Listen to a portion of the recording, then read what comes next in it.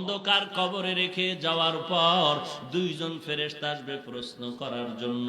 মাথার কিনারায় যখন আসবে, চারটা বন্ধু চারদিক দিয়া দাঁড়ায় যাবে আর বলবে প্রশ্ন করার জন্য ফেরেশতারা আসবি না? আরামে ঘুমাইছে, বান্দাকে আরামে ঘুমাইতে দাও, দুনিয়াতে ঘুমাইতে পারে নাই। মাথার কিনারার থেকে বলবে কে আমাদের নিষেধ করলা? জবাব দিয়া বলবে আমি হলাম এই মাইয়েতের বন্ধু কোরআনুল কারীম। ফেরেশতারা ডান পার্শ্বে যাবে, আসবা না। কে নিষেধ করলা? বলবে আমি তার আপন বন্ধু নামাজ। ফেরেশতারা বাম কিনারায় যাবে, বলবে আসবা না। কে নিষেধ করলা? বলে আমরা তার বন্ধু রোজা। পায়ের কিনারায় যাবে, বলবে আসবা না। কে নিষেধ করলা?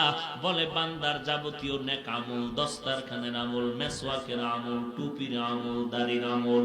কতক্ষণ তোমরা থাকবা? বলে আমাদের এই মাইয়াতকে